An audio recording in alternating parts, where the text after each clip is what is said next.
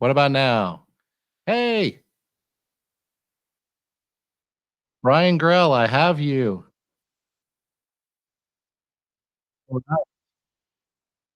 All right. Guys, can you hear me and Brian? If you can, let me know in the comments section. I am hoping that we oh my gosh.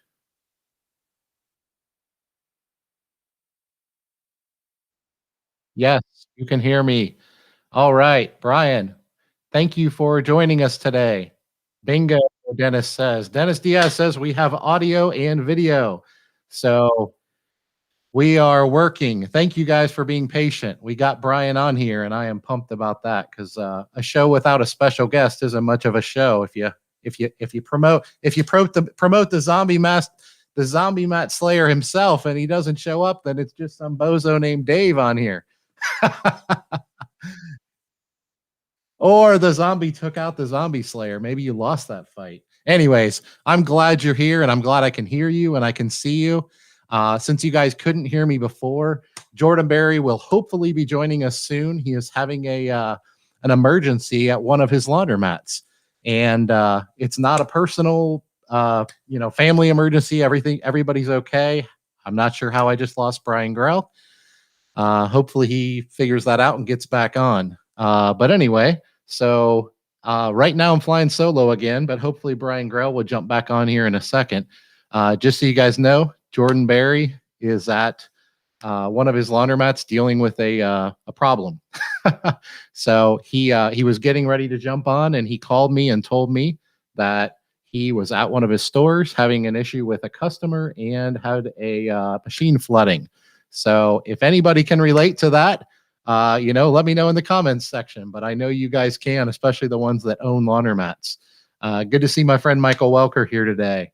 We had a great conversation earlier in the week. Michael's a good guy. If you guys haven't gotten to know him yet. But anyway, feel free to start, posting your comments in the comments section. I can already see that you guys can relate to Jordan's issues and even our technology issues. So we appreciate you guys being patient. Um, Feel free to shoot your questions in the comments section, and I'll do my best to answer them. Daryl Johnson says, "Ask Grell who had the most impressive bathroom remodel." I'm guessing it must have been Daryl, or he wouldn't be asking that question. But we'll find out. Thanks for joining us, Daryl. Yeah, Logan says, "Never fails." Happens to be at the most inconvenient time. All right, we got Brian, the Zombiemat Slayer, back on here. Yeah, I hope. Yeah, well, we'll get through it. If we lose you, just jump back on.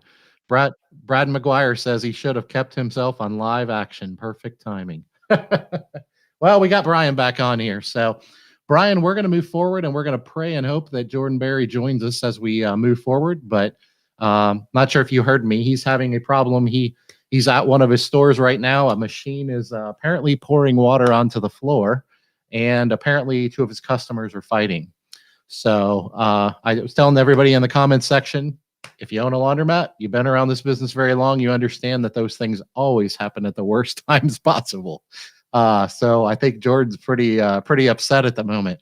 So Brian, the first question that a guy, never not sure if you've heard of him before, Daryl Johnson, he's asking. He said, oh, look at him. He says, ask Grell who had the most impressive bathroom remodel. So I'm guessing there's some type of story there. Any idea what he's talking about?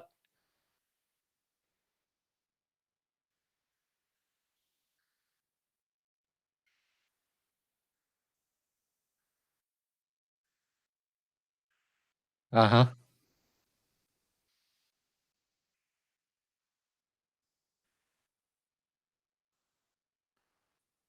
Yep.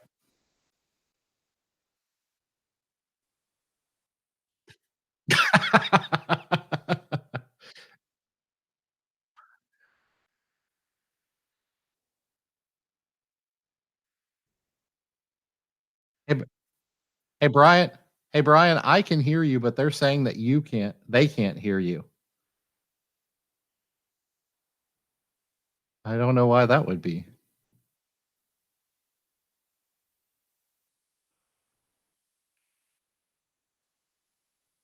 I can, but they're saying they can't hear you or see you. Oh, wait a second. Hold on. Hey! All right. Apparently, I was just talking to Brian by myself for the last few minutes there. Can Oh, everybody hear and see Brian now? Give us the thumbs up. We are going to work through this, you guys. I can only hear you, Dave.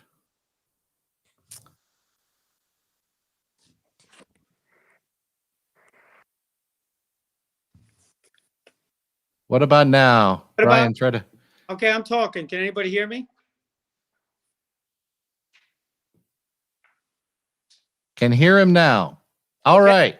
So we're 2 for 3, guys. We got Okay. Dave Menz, Laundromat Millionaire, and Brian Grell on here. So we're gonna move forward, and we're gonna hope that Jordan joins us at some point. Okay. So back to Daryl Johnson in the bathroom situation. We'll start over. Okay, so Daryl Johnson question was talking about the best bathroom retool. I want to back up to tell you that when I walk into a laundromat when I'm on the road, the first place I always go is to the bathroom. And everyone says, well, why do you always go to the bathroom? Well, for one of them, Dave, is when you're over 60, you have to know where every bathroom is when you're on the road. I always find. But the real reason in our industry is that everything I need to know about how a laundry owner operates their business, I learned from the way they take care of their own bathrooms. And it is, I just find it absolutely disgusting that you will go into a bathroom and then, who does laundry? Moms, grandmas with children.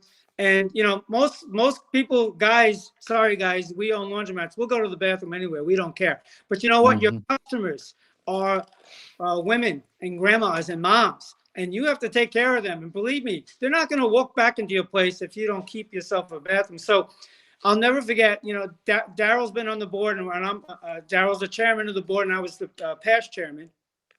But I'll never forget when Daryl was remodeling his bathroom, and he sent me pictures of his bathroom, and I nearly fell off my chair. I called Daryl and Lisa and said, are you kidding me? If you don't rehab your bathroom, I'm going to petition that we remove you from the board of the directors of LA. Well, he promptly went ahead and completely redid his bathroom. Now, he's done a bunch more since. And if you look on Facebook, he had posted a couple of bathroom renovations. He's finally getting the whole model of bathrooms. So, that's a funny story. And then a real funny story happened with our really, really good friends, the Williford family. And Luke, you just texted me. I saw you, so I know you're listening. Yep, Luke's in the comments section. Yeah, so Luke, so we took a video of this because this was really funny. So Luke held a laundry cares event after a hurricane. We did free laundry and literacy event there. And I went there and said, so Grell, what do you think? What do you think of my laundromat? And I went around and I was checking things off and I was giving him a rating. And then I went into the bathroom and it went straight downhill from there. And I don't want to get too much into it, but everyone should ask for the video of the bathroom critique. Because I think for the next 2 or 3 months, Luke was ripping out toilet bowls and bathrooms, and he was changing the design of his bathrooms because of that one experience. But yeah, bathrooms are kind of important. So yeah. Wow, that's a funny story. Yeah. Well, I'm glad to hear that Daryl brought his A game when Brian called him out. So that's good to hear. And by the way, Dave, I just want to say, I've been talking about fixing your bathrooms all along. And then, of course, Stephen Bean went ahead and wrote it in Planet Laundry magazine, how to. So I know you talked about how important they are. So really, start with the bathroom and build around it. Yeah, I couldn't possibly agree more. All right. Well, we had a little bit of a late start getting in here. So guys, start posting your comments in the or questions in the comments section. Looks like Jordan has joined us in the chat, but he's having technical difficulties getting in the video. Jordan is a super savvy technical guy, so I'm confident he'll figure it out and he'll pop up on the screen at any minute.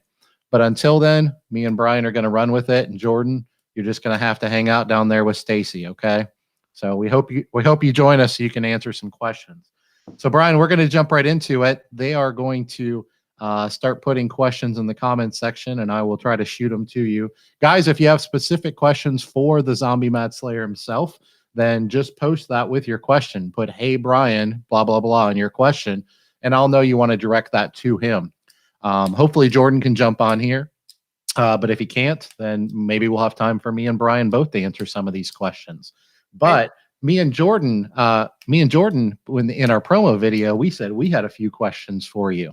So I'm going to start with those while other people are posting some stuff down into there. Okay. Are you ready? Go ahead. All right. Question number 1, guys. Where did the term Zombiemat come from?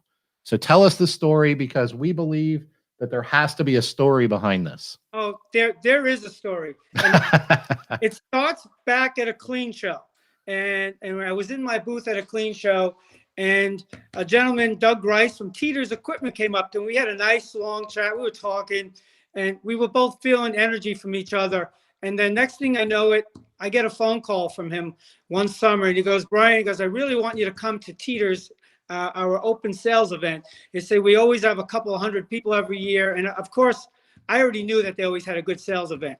So he said, why don't you fly in July? So I picked up Jennifer Whitney, one of my colleagues, and we decided to take a trip to Ohio, and we met with him. We sat there, and while I was going there, and about a week before, I started binge watching Walking Dead. I mean, I was really going crazy, on my train rides into work. I was on the plane ride, wherever I was traveling, I was binge watching it. And so we get to his office, Jennifer and I and Doug and his son Dan were sitting around a table, and he's saying, well, what do you want? I asked him, well, what do you want to talk about? Because, I've never done this stuff before. Mm-hmm. And he goes, well, I think he asked me well, what bothers you? What do you like to see about the industry? I said, well, you know what drives me crazy? Disgusting, dirty, dilapidated laundromats. I can't stand them. It's if you don't know, Dave, I've probably been in over 1,000 laundromats in 30 years. More. That was one of the questions in the comments section. Somebody just asked that. Thousands. Luke asked. So there you go, Luke. Thousands. I was in a laundromat yesterday in Charlotte. Okay, but I literally go into wherever I've been traveling. I've been in so many laundromats that when I was raising my 3 children when they were younger, and we'd go on vacation driving down to Disney World, they would always say, "Do we really have to stop at another laundromat, Dad? Please." I said, "No, it pays the bills. I'm going in a laundromat." So, so the term Zombiemat came about as, we all talk about a number of laundromats out there, 25, 30,000. Nobody knows. But I will tell you, just on a non-scientific statistic, I want to say that 80-20 rule, that 80% of the laundromats I was going into is not where I would want to do laundry. Right. I mean, the goal of a laundromat is to go get clean clothes, and you would walk in the door and it was everything but clean. So I started thinking about what I wanted to do. I started taking pictures. I was asking people on the road to send me pictures of dirty laundromats. And then I want to figure, okay, well, how do we turn these around? And that's basically how I coined the phrase. It was just freaky. I started doing a presentation. The first one was at Teeter's 5 years ago. And a little kudos to Mr. Diaz, because Dennis was at Eastern Funding at the time when we put the presentation together. So my very first presentation, I was coached by Mr. Diaz. So thank you very much for that. But it's gone through many iterations, and I travel all over the place. And the whole goal here is just really to improve laundromats, and because nobody wants to see eyesores.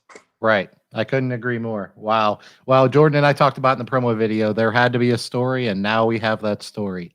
So thanks for sharing that with us.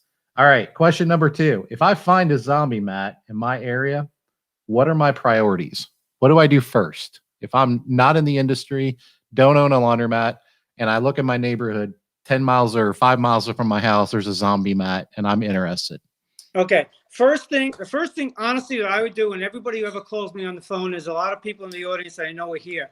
The first person, when someone's brand new in this industry, I'm going to ask them, have you done any research on the industry? Have you looked into the Coin Laundry Association? What kind of homework have you done? Because it doesn't matter if you have a Zombiemat down the block. If you go in green, you're not going to know what questions to ask and what to look for. That's one thing. So I direct them to knowledge, literature, associations, Facebook pages, forum pages, the CLA forum. I connect them right away to that. Second thing I do, I start asking questions. You always have to start with the question. You want to get into the laundromat business, how much equity capital you have to work with? Because believe it or not, all of us who've been in this industry a long time, a lot of people think they can get into the laundry business with a couple of $100. And and I like to tell the truth. I don't want to waste anybody's time. I set the standard of what they should expect. And then when it comes to the specific laundromat that they're talking about, I would like, I don't want to be the only expert. I like to plug in a local distributor or a broker that works in the neighborhood that's well respected and regarded. And you work with a team of professionals like yourself, Dave, and Jordan that could help with the consulting aspect. But it always starts with getting some general information about the location. And when it comes, the first question is when you walk into mat is you go in with a piece of paper and ask yourself some questions. Why is it a zombie mat? What's wrong with it? Make a list. And then more importantly, find out what the competition is doing and make a list. So often, many people, they go into a store or location and they're not thinking about what are the other people doing? What's going on surrounding them? So that's when you come with a zombie is to start studying. Oh, by the way, here's a very good point there that a lot of people don't do. How about taking a laundry there and sitting there for a weekend and do your laundry in there and ask questions to customers and maybe talk to the attendant and then go to the competition and talk with their attendants and their customers and, start the conversation off with, hey, I'm new to the area. Why do you come to this laundromat? And I always tell people the best intel you ever will get will not be from the seller of the store. It will not be from the broker of the store. Mm-hmm. It'll be no one with a financial interest. It'll be the customers. And you have your own homework for that. Yeah, I couldn't agree more. That's a fantastic answer for sure. All right. So I might come back to question number 3 in a little bit, but we're getting bombarded. So I'm going to try to get some of their questions answered. I know you're going to love this one. So James Whitmore says, why would someone want to put a read, play, learn center in a laundry? What are the benefits? Okay. All right. So we're gonna talk a lot about this. Is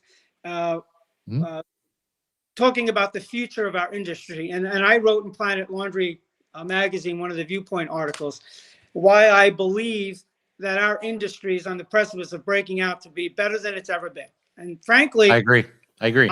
I think it's the best I've seen in 33 years, and there are 3 reasons for that. But the third component is laundry cares. Period. I don't go anywhere without my laundry cares shirt here. So it's upside down and inside out. But I have my laundry cares hat here, and I have my orange shirt, and I always carry it around with me.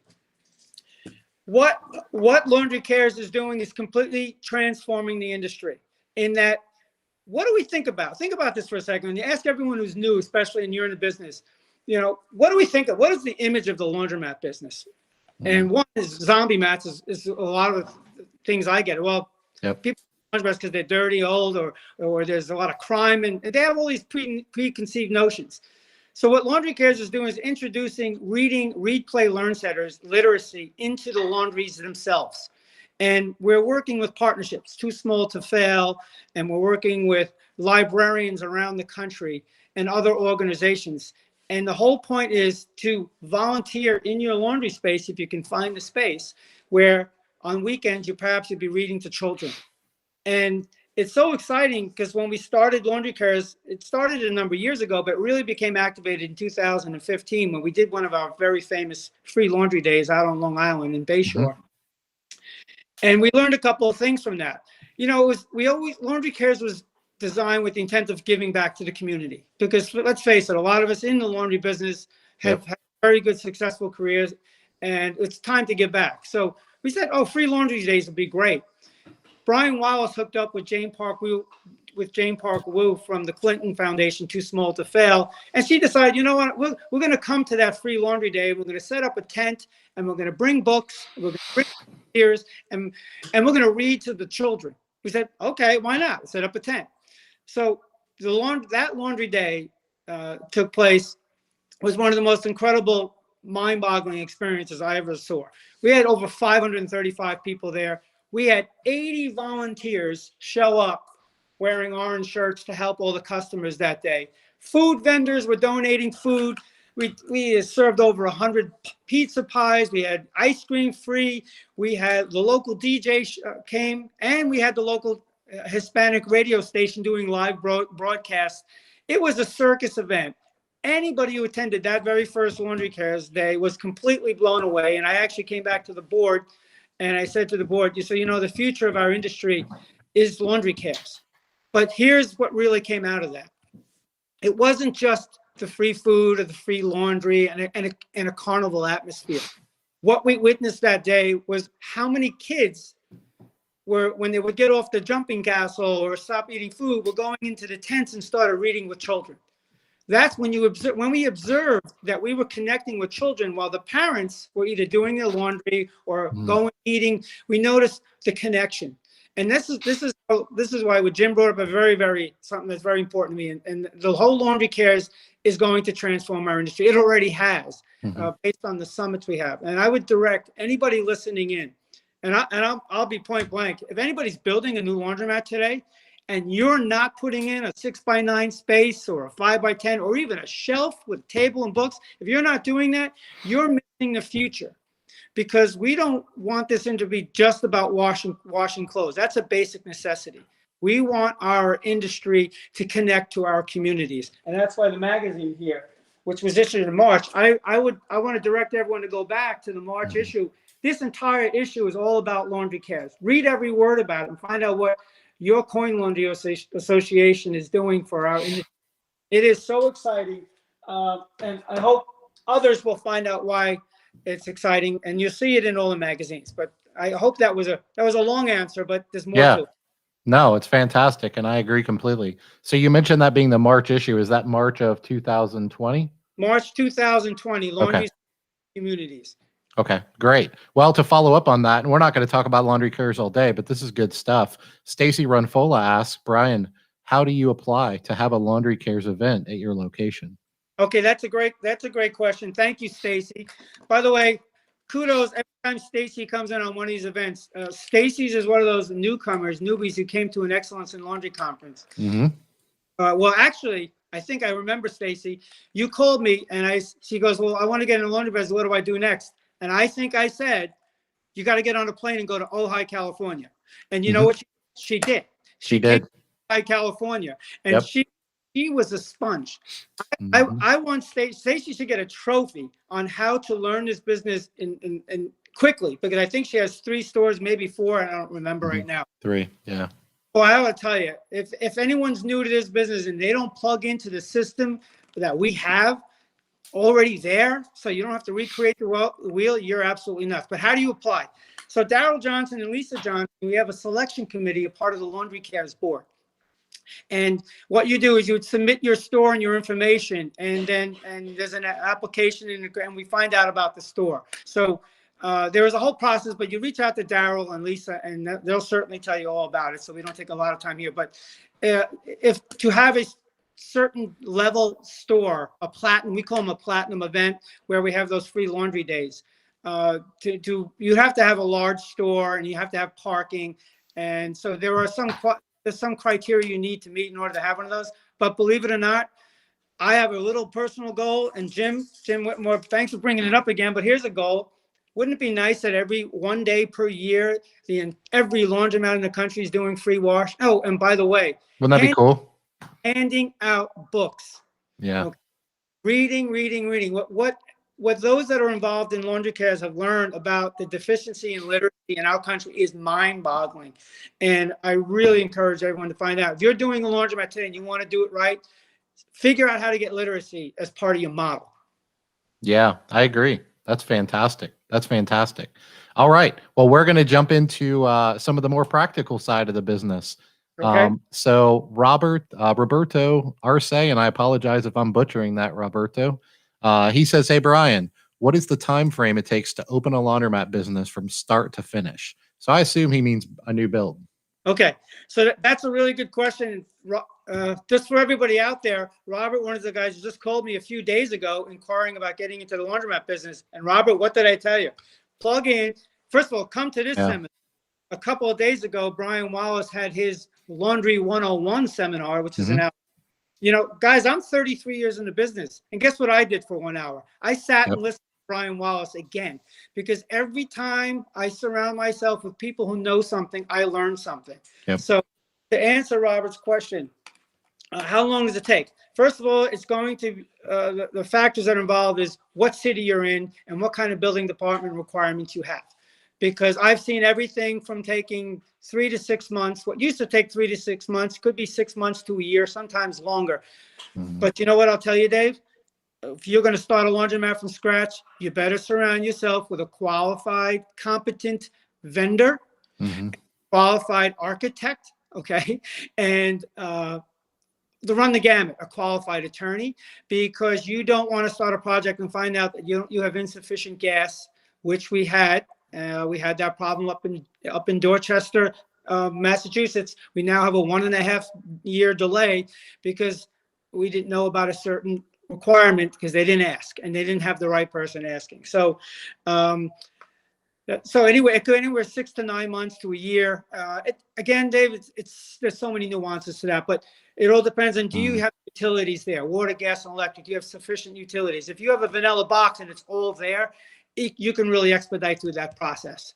And some cities have water moratoriums. Some cities have filtration requirements. So everybody's different. Again, your local vendor is the one that's going to help you get through that. When you say vendor, do you mean a distributor? Yeah, what do you mean by vendor? An equipment distributor, or by the way, well, equipment distributor knows how to build stores. That's what they do. And most of you probably don't know that I was an equipment distributor for 10 years before I started in the finance business. So I'm kind of familiar. At the time I was a distributor, we were building 80 to 100 stores per year. So we saw a lot. I saw a lot. So yeah. Well, I'm gonna concur with Brian when it comes to diving into the industry.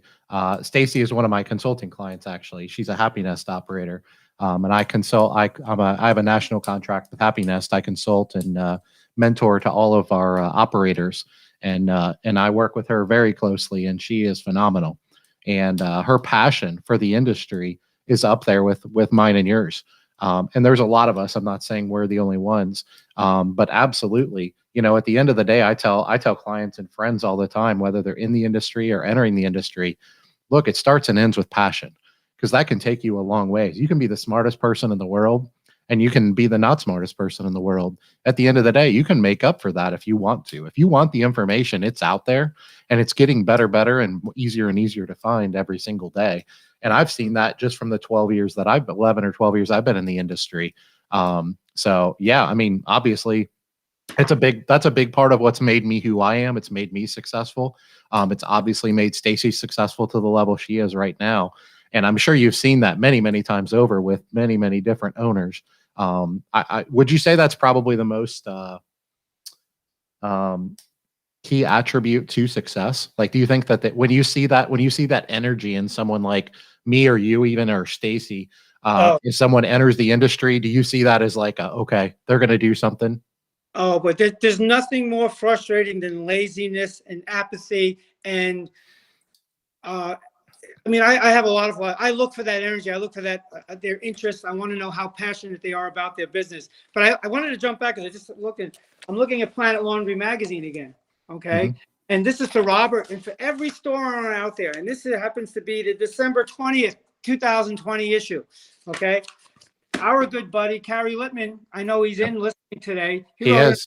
Right here. Okay. Yep. So Roberto, you need to go out there in the December issue digitally and read The Road to Laundromat Ownership. Should I buy a new store or buy an old store, new one? So that's kind of important. Again, the information is right there. Yeah, Carrie is absolutely an industry gem for sure. I can't tell you how much I've learned from him over the years, mostly on the CLA forum, but we've recently started connecting offline, and he's an absolute rock star in this industry, and he's certainly a very passionate guy for sure. And yeah, when I see articles like that, I definitely flip right to them for sure. But I'll also say one of my kind of secret sauces for the industry is I actually did this on accident, but I almost take pride in it. I've been in the business for almost 12 years. I've never received the Planet Laundry magazine in the mail and not read it that evening, cover to cover. It's never happened. Now it's almost like I have a chip on my shoulder. I have to do it because my wife started picking on me. But I did it for, I don't know, probably 9 years without even realizing it. My passion was just that high. I couldn't wait to get the magazine. I couldn't wait to get the information that was in it. And it's always packed. So yeah. Yeah. So Dave, a number of years ago, I implemented at Eastern Funding for all our credit analysts to read the magazine. Nice. And the reason why I did that, It's not. Let's face it. This is pretty much some boring stuff in there if you're not interested, right? But why did I want our staff to read the magazine? Because I want them, when they're speaking to people in our industry, that they understand the difference between 100G machines and 200G machines. They know what a good laundromat, they know all about science, they know about social media marketing. I want them. So once a month, we would sit around, they would have their credit meeting. And once a month, David Miles in my office would put a little pair together just to see if everybody was reading. Now, it's all for joke and in jest. But usually, it's just, you know what? If you're going to pick any industry, if you're going to be a baseball player, well, you better be following the best coaches and learning from the best coaches or the right training. So again, it's critical. Plug in. Yeah, absolutely. And I'm going to welcome superstar from Los Angeles, California, batting cleanup for our Laundromat Owners Forum today, folks. Jordan Berry. He broke up a fight. He's a bouncer. He's been using his ninja skills today. He cleaned up water. He got a towel and a mop. He got it all cleaned up. And Brian, you need any Tide? I got some Doritos in the background there. What do you need? Anything back there? He's got a sale going on. All right, we're going to jump right in, and Jordan, we're going to let you answer some of these questions too. So I'm going to I'm going to shoot this question to Jordan, but we definitely got to let Grell answer this one as well. So Dennis Diaz says, what are some quick and easy fixes for a Zombiemat that are not capital intensive? We just lost Brian Grell. Oh my goodness. It's a good thing I'm pointing this to you. Hopefully he'll jump back in. What are quick and easy fixes for a Zombiemat, Jordan, that are not capital intensive and anyone can do? Yeah, well, I saw a good comment. You can hear me, right? Yep. You're good? Okay. Yeah, I saw a good comment about carts and adding carts, which are, pretty cheap. And having enough carts for everybody is crucial because, people hold on to those carts. So, if they come and there's not a cart available, they might stick around that time. But they may not come back the next time if they don't feel like they can get a cart. So that's a big one. And then there's some more obvious ones where, throwing paint on the walls, keeping things as clean as possible, keeping your machines running, which is super crucial. Another one for the coin stores, which most Zombiemats are coin stores, is keeping the change machines full, which is easier said than done sometimes in some of those unattended mats. Because I know people come in and take those quarters a lot of times. But staying on top of that thing. And then the other thing that I think that you can do that would really, really help is be relentlessly on top of people hanging out who shouldn't be hanging out. So whether that's, homeless people or, vandalism, that kind of thing. One of the things that I do is I'm very respectful, but I'm very firm now. And I don't give chances. I don't give opportunities anymore. And I have people go. And the other thing that I do is I call the police for everything, big, small, doesn't matter. And it's not to get people into trouble, but it's more to get the police in the habit of coming by on their own. And because when they do that, people who are causing trouble feel uncomfortable. And the whole thing for a Zombiemat is you want to make it very comfortable for your customers and uncomfortable for the people who are not your customers. And so, keeping things clean, keeping things neat, keeping things aesthetically beautiful, but also making it uncomfortable for people who shouldn't be hanging out there to hang out there is key. So being on top of that. Yeah, absolutely. I'm going to jump in real quick and tell you it's going to be clean, clean, clean, paint, paint, paint, and safety, safety, safety. And you touched on all those. Those are the three things that I would tell you would be kind of the low-lying fruit. So Brian Grell, I know we lost you on your back. Hopefully you heard the question. Quick practical tips for taking over a Zombiemat. What would you do? I have something that doesn't cost anything. Nothing. Free. And probably like the most important thing, but it has to do with customer service, and it has to do with your attendance, and we talked about what Zombiemats are. They're eyesores. So we get that already. But then there's also the mentality of a Zombiemat owner. A Zombiemat owner, to give you an example, every time we would make a loan, we like to do site visits and go into the stores. So I would several times, I would go into the store and I would ask for the owner, and I would tap on the shoulder, say, you know where the owner is? And he goes, oh, no, the owner's not here right now. Meanwhile, I have his driver's license in my hand. I know it's him. So that told me right then and there that, okay, he's not a proactive owner. He's just there to collect quarters and go home. And that's it. So Zombiemat owners are a state of mind. What does it cost to say hello to a customer when they walk in the front door? It costs nothing. Okay. And as Dennis knows, because I've done this on every single seminar, everybody remembered this from my seminars, is that everybody, everyone that I'm looking at right now, and everybody who's looking at me right now, every one of us has something indelibly written on our forehead right now. Every human being has it. And if you remember this and forget everything else in the seminar, you'll go places. And it says very simple, make me feel important. Okay. Sure. So if a customer walks in your day, and you have to realize we're catering most often to low income, maybe they're out of work, maybe they're struggling at home, can't pay their bills. There's a whole variety of reasons going on in customers' life. But if they come to the laundromat and you make them feel good for the day, you'll have customers for life. And it's such a simple thing. How much does it cost to make someone feel good? So little simple things like that doesn't cost money. Again, I'm always referring to Planet Laundry and the whole thing called at your service. How to delight your customers.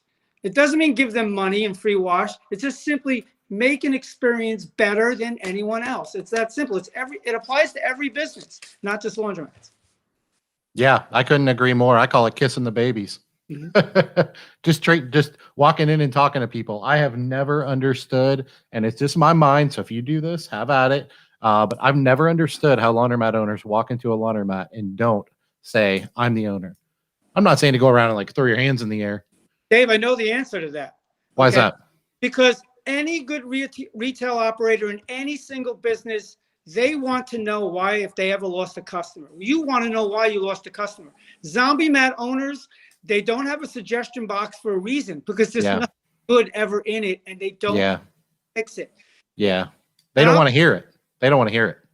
I'd say two things to everyone. Do not get into this business if you're not going to be passionate about the business or if you really want to be the best operator in your footprint. And number two, please don't get into the business, okay, if you're going to be the lowest vend price in the marketplace. Because you're going to be in and you'll be the one and done. And I tell everybody you're getting into, every time I get an inquiry if somebody wants to get into this business, I don't think I've ever met anybody who only wanted one store. Everybody wants, well, I've been on my job for 20 years. I want to get one store, and then I want to have 3 and 5, and I want to retire in 5, 10 years because that's what I want to do. Well, you know what? You got to get that first one off the ground before you get to the second, third, where the average store owner has 2 or 3 stores. So you can get there. You just got to follow the rules. Yeah, I couldn't agree more. Joe Dan Reed says he gives out loyalty cards that are preloaded with $10 daily. He's been in the business a long time and has a bunch of stores. He's also one of my clients, and he says he can't make a first impression twice, and I agree with that. And this, I suspect his comment there applies to taking over a new store or building a store. But I would guess if he were on here live with us, I would guess he would tell me that he does that in stores he's had for years. It's never too late to make great impressions on people. You don't have to just do these tips and tricks when you take over a store, when you build a store new and it's a grand opening. That's the easy time to do that stuff. The time to do it when other people don't do it and they forget it is 5, 10 years down the road when they take their business slowly but surely start to take their business and their customers for granted. What do you think, Jordan? I think it's head on, and it's like success in anything else, right? You keep doing the right things for a long period of time, not just all up front, right? Because anybody can do the stuff right up front, but it's that consistency of taking care of your customers that leads to success. I mean, in anything, right? And a laundry business is no exception. So I think that Joe Dan is spot on. Former podcast guest, by the way. He is, absolutely. What episode? Do you remember? No, you don't. 30-something, 30-something, 40-something. 30-something. Yeah. All right, we got another one here for you guys. I'm going to give you a superstar question here. You ready for this? Brian Grell, I'm going to let you answer this first. How important is store signage to the success of a store? Oh, okay. Another pet peeve of mine. You got a lot of those. I have. I, I've just seen so much junk, my head spins. You have no idea. So anybody who opens a laundromat today, I mean, it all started in my journeys. And think about when I went to Houston, Texas. Every laundromat in Houston, Texas is washateria or lavanderia or laundromat or laundromat. Okay. If you can't identify yourself differently from your competitors, how can you expect your customers to come to you? Because then they can only assume what's in the inside is the same as everybody else what's in the inside. Signage is everything. Branding is everything. We all do it right now. We'll drive by a restaurant and you look at if it looks good. Packaging in grocery stores, you buy cereal based on the packaging.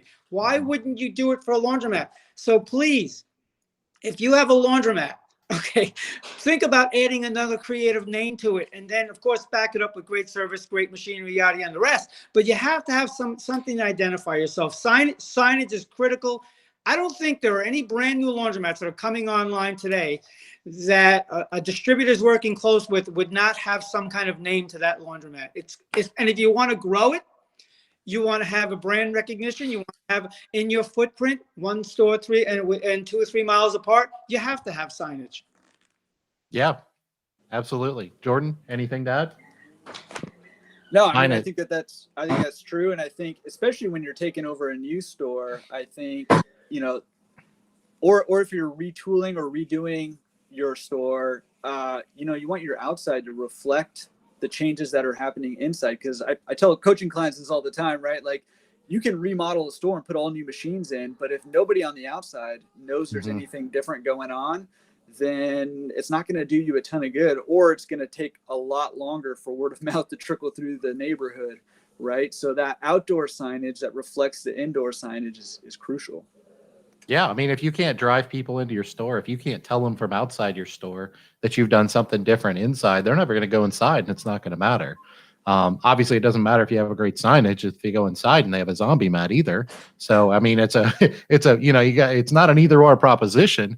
But yeah, that's signage is a big deal, and I agree with what Brian was saying a second ago when he was talking about just it's one thing, you know, there's a lot of laundromats that have no signage, and there's a lot of laundromats that have bad signage. And there's very few that have good signage. And so I'm glad he brought up, you know what, guys, putting the word laundromat on your building or on your door, that just tells you guys what you are. It tells your customers what you are, not who you are. Branding tells people who you are. So that's big time stuff. That's big time stuff right there. So Kevin Stillwell says, how do you guys find a great distributor in your area? He says he lives in Syracuse, New York, but in general.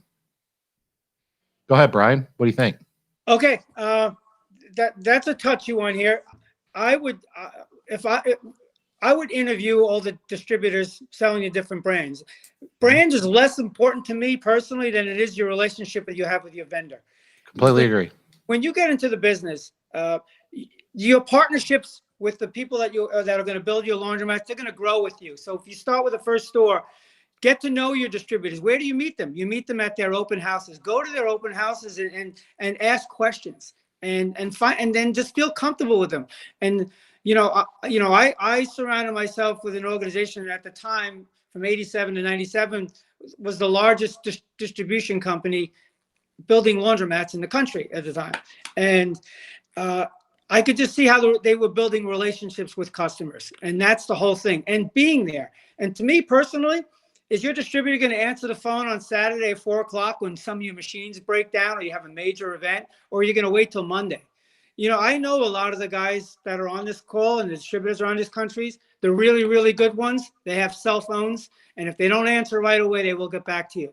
And that's a good test. If someone doesn't answer when you when you really need them, that's a good distributor. But I do want to say something in support, having been a distributor, having been a store owner, okay, and seeing a lot of this. If you're new and you're shopping for equipment, okay, do me a favor, okay? Do not make price the only thing, because at the end of the day, you're going to put distributors against each other, and they all want to earn your business, and they all want to sell you equipment. But if you gouge somebody so much so that there's nothing left in the tank for them, when you need them on a Saturday and Sunday, guess what's going to happen, okay? There's no incentive. Okay, everybody needs to prosper, and there's enough room for everyone to prosper across the board. So just be careful. Now, on the other hand, if you're a 30-year veteran and you fix your own machines and you build your own stores and you don't need anybody, then go ahead, commoditize the product and go get the best price you can because you don't need anybody. But for you newcomers out there, okay, build that relationship and build the trust. And for you distributors out there, take care of your customers just like the rest of us are. Yeah, absolutely. What do you think, Jordan? Yeah, I think that's huge. And I like that you said that at the very end too, because it goes both ways, right? Yep. And, you know, the distributor relationship can be a great one and can really help set you on the path. Like Dave, I think you had that experience, right? You got connected with a great distributor, got you set on the path, and now you're the Laundromat Millionaire, right? Me, on the other hand, I got connected with a poor distributor and it's been a rough go, you know, or especially early on for me. And so it goes both ways. But yeah, I agree. And I think that the best way to find good distributor to work with is go meet the distributors and figure out, one, who knows what they're talking about the most, and two, who you connect with, because your working relationship with them is just as important as how much they know about the industry. Yeah, I'm going to go a step further. I'm going to say, be the customer that you want them to be. Because I mean, I absolutely, everybody knows I talk about my distributor HM company in Cincinnati, Ohio all the time, and how fantastic they've been for me in my journey. And they absolutely have set me up for success. But the flip side of that is I've been a great customer. I've been very loyal to them. I haven't once ever asked them to discount a price. Never. I bought over $2 million in equipment from them over the last 10 to 11, 12 years. I've never once asked them to discount anything. Tell me the price. Seems like a fair price to me. Now, I'm not stupid. If they were gouging me, of course, we wouldn't have that kind of relationship. But even early on, you know, I wanted to be the customer that they wanted. Because one of the things that I've learned is, while we know there's good, bad, and middle grade distributors out there, we all know that. One of the things I've learned is the best distributors in the industry, they have more business than they have time. They get to cherry pick. They get to choose who they work with and who they don't, because they don't have a lack of business. They have a lack of resources, even when they're big. And so how do they make that decision? Well, I mean, who do you want to do business with? Well, do you want to do business with somebody that's constantly cutting your margins? And as Brian mentioned, you know, not leaving you any meat on the bone. And quite frankly, don't even care if you're successful or even if you're open a year or two from now. That's not the kind of person that I want to work with. I mean, I don't want a customer like that, a retail customer walking to my laundromats that says, I don't care if you're open next year or not. I want somebody that, you know, this is a give and take relationship. So for the distributors out there, I'm going to say this loud and clear: be the distributor that you expect your customers to be. And then the flip side is true for us laundromat owners. We got to be the customer that you expect that distributor to be, because it can't be a one-sided relationship. Everything in business that's beneficial is a win-win situation. If somebody has to lose, this is a bad proposition, folks. Yeah. And I'm pretty passionate about that. Brian, you got something to say? Yeah, I do. So 23 years ago, when Michael Fanger and I started the company, you know, I had a lofty goal, and it was real simple. I wanted to make loans to the most successful laundry operators in every state across the board. That's what I wanted to go after the winners in our industry. And I'll tell you this, and by the way, we're in the lending business. So guess what? What do you think the first question when they call us is, what's your rate? I'm not answering that question on the first question, because I want to know about the customer. I want to know what their needs are. I want to know what you want to do with your goals. And I want to know if there's an alignment to be made, one, in the industry, and two, if we can partner together so we can be mutually successful. So there's nothing better than working with successful people, I have to tell you. And again, by the way, there's the 80-20 rule. And 20% of the people will drive you nuts and crazy. And then the 80%, you know, they keep you getting up every single morning going to work, because I have met some phenomenal people in this industry. Yeah. And it keeps me going every day. You know, they say, how do you kill a zombie? Well, this pandemic taking us away from all these open houses and the Excellence in Laundry conference, and not being together, even board meetings, all these Zoom meetings, you know, successful people feed off of each other. So when I get around folks like you guys and distributorships and go to all these shows, I feed off of the knowledge that's in there and the excitement and enthusiasm. Because guess who shows up at all the distributor events? People who are motivated, excited, and are willing to learn and want to grow. So it's a circle, you know, a self-circle event. Yeah, it's never been lost on me that when I go to the Clean Show or Excellence in Laundry or the other events like that in our industry, it's never been lost on me that the people that probably need to be there the least are the people that are there. How Right. ironic. I mean, seriously, how ironic is that? And of course, those are the people I want to know. I want to meet. I want to get ideas off of whether I've been in the business I'm going to be this way when I'm been in the business for 30 years. Absolutely will be. And Brian Grell, you're an example of that. I mean, I've only known of you and known you for the 12 years I've been in the industry. But full disclosure, I'm a Eastern Funding client. I have a loan with them. And you managed Jennifer Whitney early on. Jennifer Whitney's a rock star. I just talked to her this week because we're working on a new project. And me and Jennifer, I think, are going to make that happen. So you want to work with people that have that passion. But a lot of people have that passion for a few years about a specific thing, and then they kind of flame out. The real rock stars in this industry, the Kerry Lippmans of the world, the Brian Grells of the world, the Brian Wallaces of the world, they don't lose that. It's not what they do, it's who they are. And those are the people that I want to be around. I want to be associated with because I want to learn from them. So yeah. So Brian, Jordan, in the beginning, we asked Brian our first two questions, and you're going to have to go watch the video to get the answers. I was on for it. I was on. Oh, you it. were? Okay. So I you did. did get that. Okay, good. Yeah. But I skipped number 3 just to get to some of the ones in the comments section, but I'm going to go back to number 3 for Brian Grell. Yes. Can I borrow money to fix up my Zombiemat? Yeah. So I will tell you. So I don't want this to be a commercial, but I want to tell you what I do when I'm out on the road and I talk to customers. Okay. I ask every store owner 3 questions. Okay. And 1, is your equipment older than 10 years? Okay. 2, do you own or lease the building? And 3, are you exiting the business or are you staying in the business? Okay. And I don't know if you see what it says in here. If you answer yes to all 3 of these questions, okay, it is time for a retool. And here's the very simple answer. Will I refinance your Zombiemat? If you have strong credit, 2 years in business, and you're retooling your laundromat and have no other debt in the store, not only us, every lender in this business is going to give you the money to retool your store. And you have to ask yourself, if someone's been in business and they've been running old machines, and the store needs a makeover, Yep. Why would the lenders in this industry be so quick to give you? That's the fastest loan you will ever get. You can be approved in 24 to 48 hours to 3 to 4 days, depending on. Why do you think we're giving you the money so quickly? Because it's simple. It works. It's real simple. I mean, I can't put it any other way. So if you have really bad credit and you're brand new to the business, it gets a little more challenging. That's no surprise. But experienced operators who are walking around with old machines in their store, you have no excuse. Now, that said, I will always ask, don't trust me about telling you to retool your store. You need to, again, work with your local vendor who may know more information with where I am sitting in my office. So always don't rely on one person. Always get sound advice from a couple of people.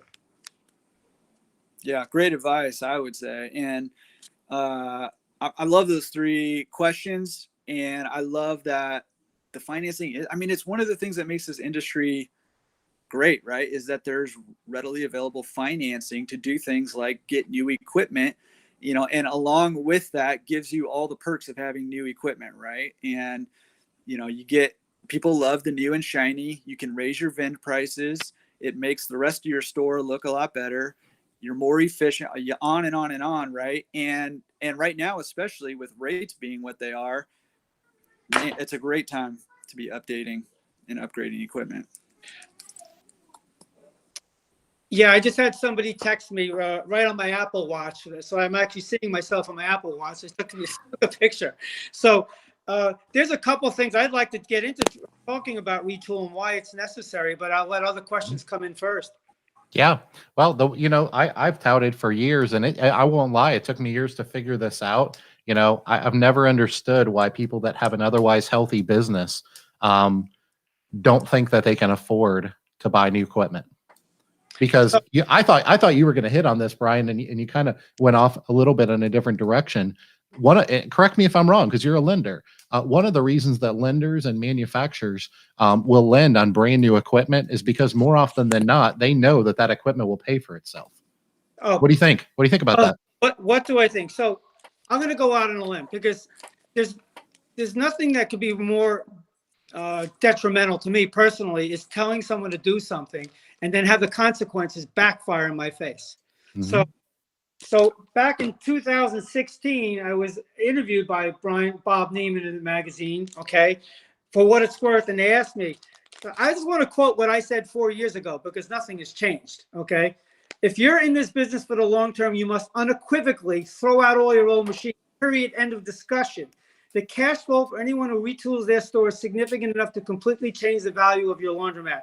I have met people who are retooled who they get at least a 50% return in cash flow. Retooling an old Zombiemat makes the manufacturers happy, makes the distributors happy, and makes the store owners happy because the cash flow is there, and laundry customers as well. You have 4 people benefiting, not to mention if you're a green environment person, you're using less utilities, less water. 5 people benefit from retooling a store. If it's been there 20 years and you're running old machines, shame on you. You need to go run to your distributor and tell them, show me, show me. So what I do, and by the way, this is classic because Jim Whitmore wrote that question in. Well, Jim Whitmore sat in my seminar and took my challenge and then retooled all of his stores. And then Jim, raise your hand, sold them for the values that we knew he could get. So the amount of times the success stories are overwhelming. I challenge your distributor to show you. Yeah. You know, it's really weird because I don't sell equipment. But when your salesman comes up to you and says, you know, Dave, you got 13-year-old machines, it's time to change them. You're going to say, you don't understand. I can fix them. They're running. They're clean. No problem. I call it lipstick on a pig, period. They're just old. They're inefficient. They could last another 30 years if you can fix them, but they're costing you money. Everybody should seek out Jim Whitmore's video on him retooling his store. And I use Jim in my zombie presentation because Jim said something that was very, very important. And I didn't pick up on it till I heard it 2 or 3 times. He replaced reliable IPSO equipment with high-speed machinery, and it made the world of a difference. So you really should talk to your distributors, talk to your manufacturers, by the way. Usually in advertising, when someone says something real, we're all negative, right? We don't want to be sold. You're going to save 30% on water. You're going to save 50% on water. And here's how I look at it. Whatever they tell you, cut the number in half. Would you like that? And the answer is when you're doing your cash flow, absolutely you're going to like it. But this time around, trust me, talk to your distributors. They know what they're talking about. Yeah, they absolutely do. Jordan, have you put new equipment in your stores? Yeah, almost all of my equipment is new. I have an older line in one of my stores and a couple older dryers, but almost all my equipment is new. So, and when I put it in my first store, it doubled my business. So I've had so many stories to tell you that when I was doing my presentation, and I'm an accountant by nature, so I tend to be conservative with numbers. That's just my nature. You know, I don't like to take excessive risk. I certainly don't want anyone to take on debt load if they certainly aren't going to improve their cash flow. I'd rather turn them down or refer it to somebody else before I do it. But I did a seminar in New York and we had about 110 people there. And I asked people raise their hands, how many people retooled? Well, about 30, 40 people in the audience were people that I knew, and I knew they retooled. And I asked, how many of you regret retooling?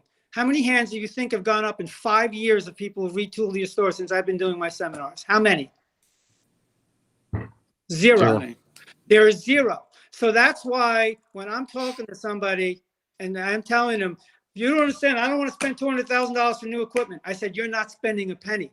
I said, your finance company, your manufacturer, your finance company, or your bank is giving you the money to produce a greater flow to cover that. And not only will create a greater cash flow, but you're going to increase your multiple on your store from a 3 multiple to a 5.5, 6 multiple. You're creating equity the moment you do it. I often tell people, don't sell your Zombiemat. Retool it, then sell it. And believe me, and I tell people who want to buy stores, I'm saying, I'll give you the financing under one condition. Be prepared to throw out all your machines, because this is what's going to make you excited about the business, because you're going to see the before and after result. You'll get really excited about it. Yeah, I couldn't agree more. Guys, I'm going to do something a little unorthodox here. I want all I want is a yes or no question or yes or no answer, and we're going to move on to the next question. Okay. All I want is a yes or no answer. Nate Sheffield says, "You all are pushing retooling because you are distributors." No, Jordan, are you distributor? Brian, are you No. distributor? no, I'm not a distributor either, Nate. Go fly a kite. no, What an absolutely ridiculous thing to say. no, Don't no. join a situation like this when you don't know what's going on, dude. Dave, it's okay. We have naysayers. Yep. Reach out to me offline at @bgrell at Twitter. Reach out to me. I'll have a conversation with them. Absolutely. It's all mathematics. I'm an Yeah. accountant. I'm not telling anyone to do anything if they're going to lose money. That's the stupidest thing. I'm not making a loan to someone who's going to lose money. My reputation will be shot in 5 minutes. Yeah. And your I couldn't business. I couldn't agree more. Nate, stick around. There's a lot of people here that know this industry really well. You might be able to learn something from them, and hopefully you can bring some good information. This is a community environment. This isn't about being obstinate or calling people out. It's just about helping each other out. That's what we're here to do. So Jordan, did you have any questions for Brian? I know we had those 3 that we were going over. I'm going to scan through here a little bit more real quick. Did you have any questions for Brian? Because I know you and I talked early on. I've known Brian for years, and you obviously know who Brian is. But when we mentioned, you said you didn't actually know Brian. Yeah. So. Yeah, I can even introduce myself. Hey, I'm Jordan. Good to meet you. Man, I love what you're doing with the Zombiemat kind of movement, because time and time again I'm talking with either clients who have Zombiemats or who have just bought Zombiemats, trying to figure out what to do with them, or I have people who see them as an opportunity to get into the industry, right? Because they tend to be the cheaper laundromat. So I'm curious, what would you say to somebody who's maybe looking at a laundromat that's under $100,000, and they want to take over a Zombiemat because it's a lower price point to get into the industry? Okay, the first thing that comes onto mind right now, because I'm a numbers guy again. Right away, when someone tells me they're buying stuff for $100,000, I already know the machines are ancient, because we all know that no matter how small your store is, machines are anywhere from $150,000 to $1,000 for even a small store. So I know the machines are ancient. So that's a smaller store generally means, if you buy a smaller store, there's obviously a chance for an upside, but you have to realize in the beginning, a store that's selling for $100,000 and is an old Zombiemat is probably only making $25,000, $30,000 a year in profit before any debt service. So even if you paid cash $100,000 for that store and had no debt service, so you're only going to be making $30,000. And that's depending if it's intended or not. So you have to look at the payroll, and there's a lot of variety of factors that go into that number, whether it's an intended store. But $30,000 to me is replacing a job. Now, if you be prepared to work in that store 8, 10, 15 hours, because if you have to pay payroll 14 hours a day, 30 days a week, it's going to eat into your profit. So it all depends on what that cash flow looks like. Your distributor will know cash flows. That's why you got to get to know your distributor. If they're in our space, they will know how to analyze cash flows as well, and they will give you great advice. Don't do it alone. Too many of us know the numbers of this business and the ratios and statistics. Yeah, I agree completely.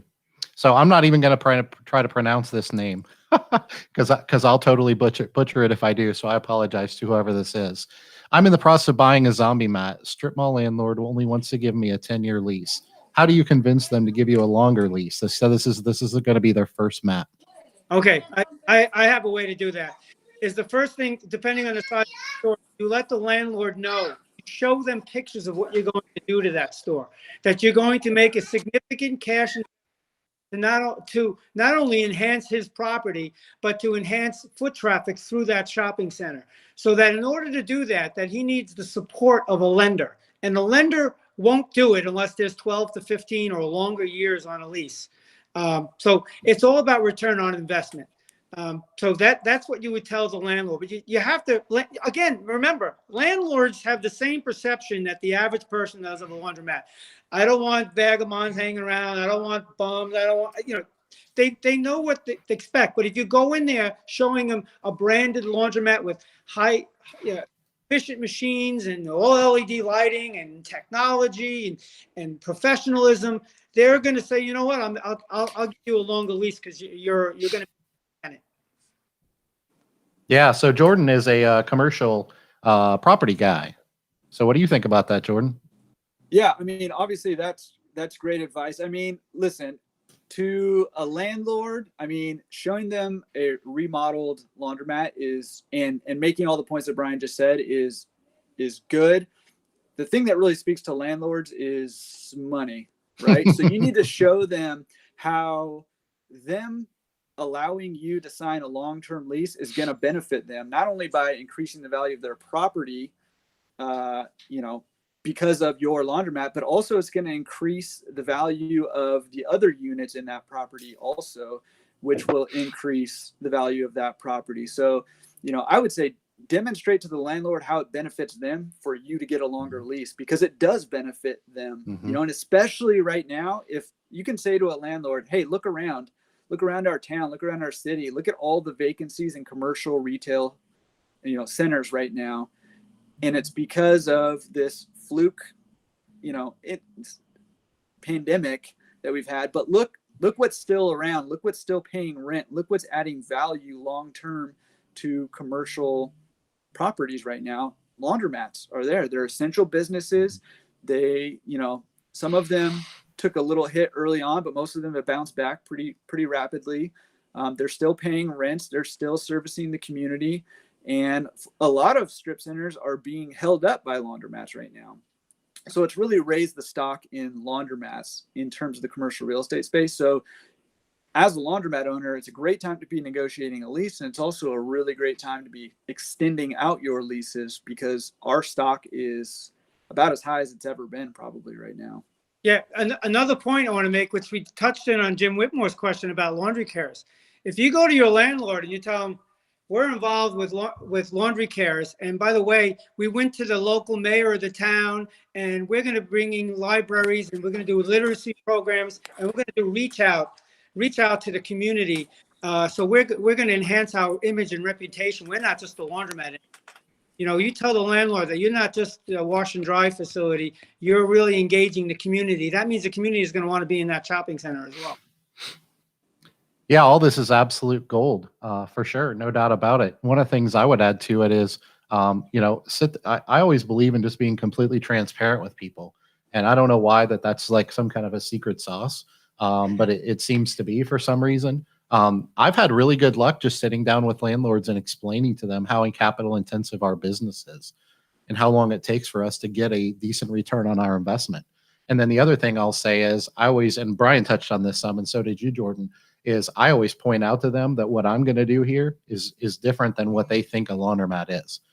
This is not the stereotypical laundromat in the sense of the word, is because, most people, the reason a laundromat has a negative connotation associated with it is because, like Brian said, what is it, 70-80% of them are zombie mats or somewhere in that category.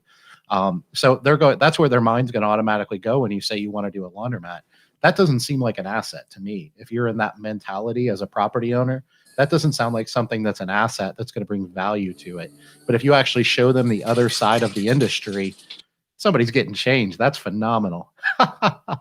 If you show them what the other side of the industry looks like, the side of the industry that we're talking about, the side of the industry that a lot of people in the comments section are operating at, I think there's a different situation associated with that, and they'll start looking at you through a different lens, and that can open up the lines of communication. And it really just goes back to being honest and transparent and saying, this isn't a stereotypical laundromat.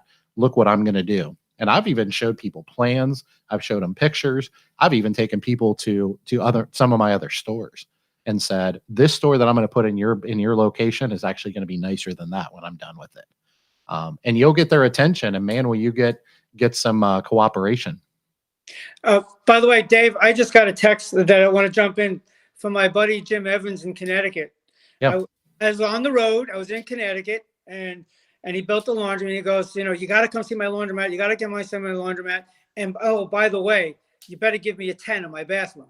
So I'm in the laundromat and I'm going through and I am checking off the boxes of this laundromat. Jim, I know you're listening. So Jim did everything right on this laundromat. He has beautiful signage, great logos. The customer service rep, when I walked in the door, she greeted me. She said hello. She was friendly. She had enthusiasm. How can I help you? The laundry was stacked professionally. The machines were no soap grind on any of the machines. Everything was, I mean, mint. I was a car technology store with beautiful signs, not taped. I hate taped signs of paper on. I go into laundromats and I rip signs down. So if I ever go into anybody's laundromat and you have paper with scotch tape on a wall, I'm going to rip it down because they turn yellow and they're disgusting. Go get a frame. Anyway, then I finally go into the bathroom. And I'm walking around and saying, "Oh, great! This is fantastic. Everything is right. He's got a Dyson hair dryer. I mean, tiled floor to ceiling, beautiful mirrors." And then I look around and I said, no baby changing table. A mint bathroom with no baby changing table. So I gave him a 9.9. He was so pissed off because he said, "I have it. It's in the closet." He didn't install it. So he gets a 10. That's fantastic. That's fantastic. So someone asked earlier, I'm going to go back a little bit. I think this was Jim Whitmore. He asked high-speed equipment. What are your thoughts on high-speed equipment? Okay. Very, very general question. Yeah, no. Okay. So I'm going to give my 2 cents. Okay. First of all, the opinions I'm about to express are the opinions of me only as an accountant. Okay. I'm not an engineer. I'm not a manufacturer, and I am not selling equipment anymore. Okay.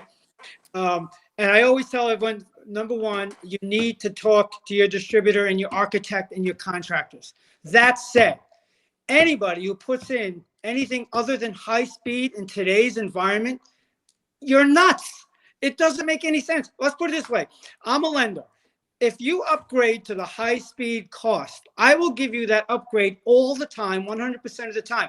Why would a lender give you the extra money for high speed equipment? Because we know from experience that high-speed machine is the future.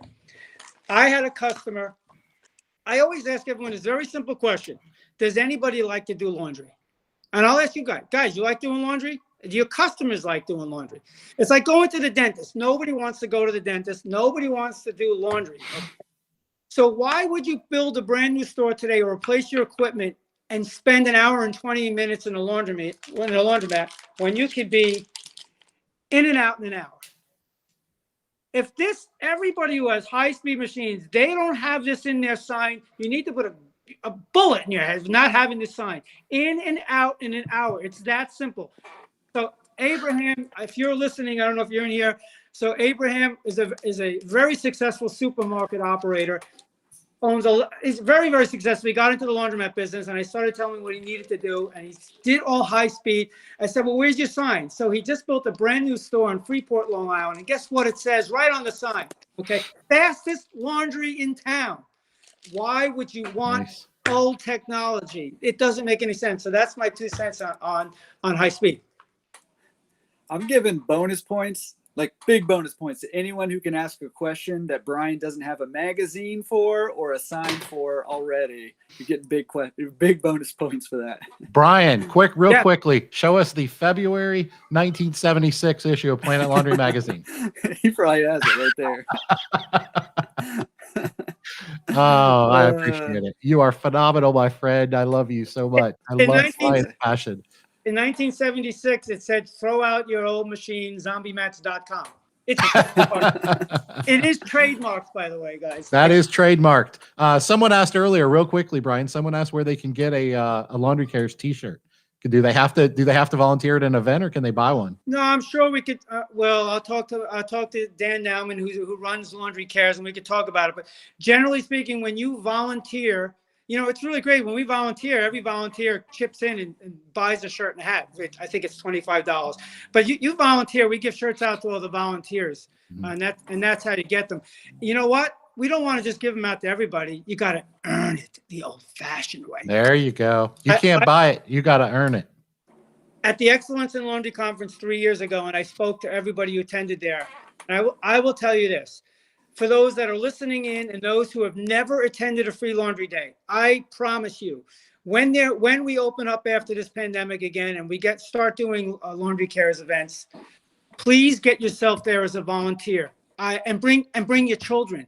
because they're going to experience something that's going to hit the heart, which is what our logo is. It's a Laundry Care's heart. I am telling you, once it gets inside your blood, you get infected and you realize what good you are doing for your community. So you're not just a business owner anymore or in our industry. You really, Yeah. we really giving back. It's so exciting to see. It's exciting to see all the people. It was really amazing. We raised money that day, and this was done at random. We decided to raise money, and there were, I don't know how many people in the audience, 110 people. You know, we raised over $110,000 from the audience. And Wow. if you want to know why I have a special place for the people that I work with in this industry, everybody in it, those that go to all our meetings, it's because they really do care, and that's why it's Laundry Care. So that was a side note. Yeah, absolutely. All right, guys. So we got about 10 more minutes left in this Q&A. You guys are giving us some fantastic questions. I've seen everybody, especially all the powerhouses, answering questions and asking questions in the comments section. And you guys are absolutely phenomenal. We appreciate you guys helping each other out, even with the questions that we can't get to. So if you guys have last minute questions, post them. I'm going to scroll all the way to the bottom of the comments section and grab a couple more before we go. But we got about 10 minutes left. So we're going to try to get through a couple if we can here. So can you talk about throughput? And I think this is Aaron. It's CSW LLC. So it's his business. I'm pretty sure this is Aaron McLean. He's a client of mine in Detroit. He says, can you guys talk about throughput and the optimal store layout? Jordan, what do you think about that? Well, I mean, a flow is a big thing in laundromats, and I think, the way people are designing them now, we're talking about, wider aisles. We're talking about being able to move around without bumping into each other. We're not cramming stores with machines as much anymore. We're using more bigger machines so that, going back to what Brian was saying, we're using bigger and more and faster machines so that people can get in and out of their stores. Because for one, they don't want to be there. And for two, it leaves room for, more people to come do their laundry, especially on those days that you have a lot of business, a lot of people coming through to do their laundry. But I mean, I don't have a lot to say about it, but just thinking about the flow of customers walking around. Yeah, I'm going to jump in real quick and I'm going to add my 2 cents worth on this. I talk about throughput all the time and optimal store layout. Guys, you can more easily, if you design a store properly, you can purchase less equipment and generate more revenue, which ends up being a more profitable business. And you are servicing your community in a better way because at the end of the day, you care about happy customers, a satisfied community, and making money. That's what we as store owners care about or should care about. What your customers care about is getting in, getting clean, and getting out. That's what they care about. They care about the experience and how much time can you save them. And so these are 2 things where, once again, we have a win-win situation for the owner of the business and the customers of the business. We meld like this. It goes perfectly together. And I can't figure out for the life of me why there's so many laundromats out there with way too much equipment in it and too narrow of aisles and not enough folding tables. I can't figure out. And these are I get it with the older stuff. I get that. That was built 40 years ago, whatever. But how in the world are we building $1 million laundromats that have 50 washers and 60 dryers and 6 folding tables? How is that happening, guys? We're too good for that. And it's because we're not sharing information. And some people out there, for some reason, are buying into the idea that more equipment means more revenue, more turns, and more customers that are happy and satisfied and serving our communities in the better way. That's what equals more money. What do you think, Brian? Yeah. So throughput is obviously key. And again, I always go back to building stores or whatever you're doing. It's all about revenue per square foot. Now you have small stores, you have big stores, and you got to figure out how can you maximize that. All small stores absolutely positively should have high-speed equipment because that means your weekend traffic, you'll be able to get people in and out of your store faster instead of them waiting around, and you'll do more turns on the weekends because of high-speed machinery. But you're right. The old days when we were building stores, we would cram so much machines in there. We didn't care about folding, but that model worked 25 years ago. Now, especially because of COVID, I mean, Oh yeah, definitely. I tell you, I mean, I'm serious about it. Another great reason why, and the silver lining from COVID is who is ever going to walk into a dirty laundromat again? Yeah. With fear of sanitization, dirtiness, and cleanliness? My God, if you have a Zombiemat today and you've done nothing about it, shame on you. It's time for your wake-up call. I mean, literally eradicating Zombiemat. Nobody wants dirty spaces anymore. But also, Jim Whitman and I, we're doing. Jim knows. We all know in the industry that putting in high-speed machinery is efficient and to the bottom line. So much so that we're putting together a study, an empirical data where we're trying to gather information. And you know what's mind-boggling to me? With all the stores that are out there, how many people do not track exact amount of revenue in their 20-pounders, 30s, 40s, 60s, 80s? If we knew exactly where our revenue was coming from, wouldn't we design our next store based on the capacity of those washers that we were doing? Wouldn't we study our demographics and match your store performance? Why aren't we doing that? Most store owners collect the quarters or take it and they dump it into one, and you don't know exactly. Car technology does track it, but I'm not sure everyone's looking at it. But if you really wanted to be scientific about it, there's so much more we can learn about throughput. That's getting back to your original question. Yeah, absolutely. And Brian Henderson mentions, back to the high speed extraction question, but I think this also applies to throughput and customer satisfaction. He talks about full cycle drying and those being a winning combination, because you are getting people in, getting them clean, getting them dry, and getting them out in a quicker way. A lot of people don't understand that it's not in their best interest to drop a quarter at a time and let 5 or 6 or 8 minutes run off and then drop another quarter and make the machine reheat, start back up and the whole 9 yards. I think full cycle dryer pricing actually benefits our customers, and it obviously benefits our operations, but I think it gives them a better experience. Real quick, do you guys agree with that or not? I mean, I would agree with that for sure. I can't tell you how many times I see somebody throw a quarter in, open it up after, the 6, 8, 10 minutes, whatever it is, check it, still wet, put it in again. And it has to, you just lost all that heat, right? And so it's starting all over. And, I think the trick is, or the reason why a lot of people don't go to full cycle dry, because, they fear having to educate their customers on how that benefits them. True. But I think you're right. Yeah, Stacy Runfola even says she changed one of her mats to a full cycle just a couple days ago. She said today 33% of her revenue was dryer, which is up from 24% average. She said she's excited to see how it continues. Happy customers equals more revenue, folks. It's really not any more complicated than that. Focus on making your customers happy, and the revenue is going to come. My mentor taught me that. Absolutely. So I'm going to look and find one more question in here real quick. Lisa Johnson says we have 10 foot of space between islands. There you go. 8 to 10 foot, in my opinion, is ideal. And by the way, make sure you have enough room behind the dryers, because if it's really cramped back there, trying to service those dryers is a pain in the neck. Well, yeah, looking. Oh, sorry. Question to everybody else is, hey, I'm just curious if there's a best day to do these things. Weekends working well, weekdays work well. Just curious what you guys think and what you guys like to see for future question and answers. Weekdays, weekends, evenings, earlier in the day. Absolutely. Speaking of, wanting to serve our customers, not that you guys are customers, but we want to serve this community, and we want to do these events in the future on dates and times that are best suited for everybody.